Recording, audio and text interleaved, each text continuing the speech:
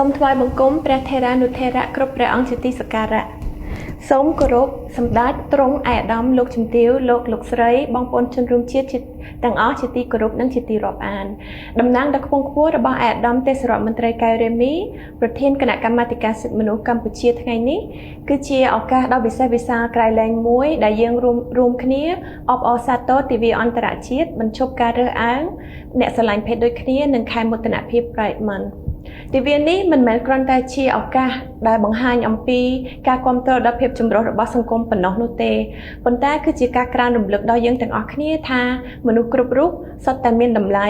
មានសេចក្តីថ្លៃថ្នូរនិងមានសិទ្ធិសេរីភាពស្មើៗគ្នានិងមិនត្រូវទទួលរងនឹងការរើសអើងក្នុងទម្រង់ណាមួយឡើយដោយដែលបានចែងនៅក្នុងសេចក្តីប្រកាសជាសកលស្តីពីសិទ្ធិមនុស្ស Universal Declaration of Human Rights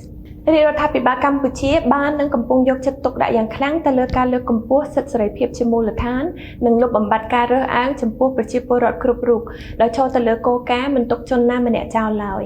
ជាក់ស្ដែងប្រទេសកម្ពុជាបានសម្រេចចូលរួមជាមួយប្រទេសបារាំងក្នុងការគាំទ្រទៅលើសេចក្តីថ្លែងការណ៍រួមស្តីពីការឈប់ដាក់ទោសទណ្ឌជាសកលចំពោះការស្រឡាញ់ភេទដូចគ្នាក៏ដូចជាការគាំទ្រនៅអនុសាសន៍និងការលើកកម្ពស់សមភាព gender និងសិទ្ធិអ្នកស្រឡាញ់ភេទដូចគ្នាក្នុងយន្តការត្រួតពិនិត្យឡើងវិញជាសកលតាមការកំណត់ UPR ជុំទី4របស់ប្រទេសកម្ពុជាដែលបានបង្ហាញថាប្រទេសកម្ពុជាពិតជាសង្គមមួយដែលមនុស្សគ្រប់រូបអាចរស់នៅជាមួយគ្នាប្រកបដោយភាពសុខដុមរមនាគ្មានការរើសអើងនិងស្ថិតនៅក្រោមម្លប់នៃសន្តិភាពនិងការអភិវឌ្ឍជាមួយគ្នានេះដែរសម្ដេចអគ្គមហាសេនាបតីតេជោហ៊ុនសែនតែងតែណែនាំកុំឲ្យមានការរើសអើងទៅដល់អ្នកស្រឡាញ់ភេទដូចគ្នា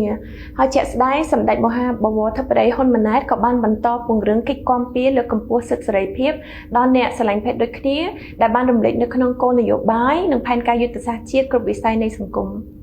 ទន្ទឹមនេះគណៈកម្មាធិការសិទ្ធិមនុស្សកម្ពុជាក៏បាននឹងកំពុងខិតខំទៅក្នុងការលើកកម្ពស់ការអប់រំអំពីសិទ្ធិមនុស្សការផ្សព្វផ្សាយគោលការណ៍សមភាពមិនរើសអើងព្រមទាំងការបង្កើនការយល់ដឹងជាសាធារណៈអំពីសារៈសំខាន់នៃភាពចម្រុះនៃសង្គមដែលមិនប្រកាន់ចំពោះអត្តសញ្ញាណ gender និងនិន្នាការភេទ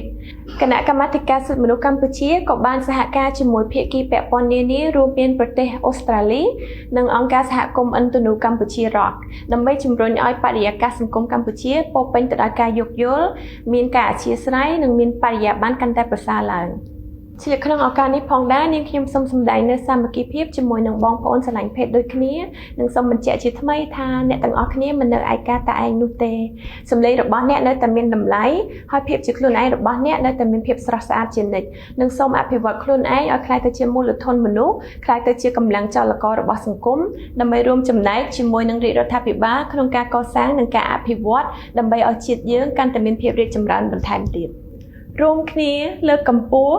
ការពារសិទ្ធិសេរីភាពនិងលុបបំបាត់ការរើសអើងចំពោះអ្នកស្រឡាញ់ភេទដូចគ្នាសូមអបអរសាទរទិវាអន្តរជាតិបញ្ឈប់ការរើសអើងអ្នកស្រឡាញ់ភេទដូចគ្នានៅខែមោទនភាពសូមអរគុណ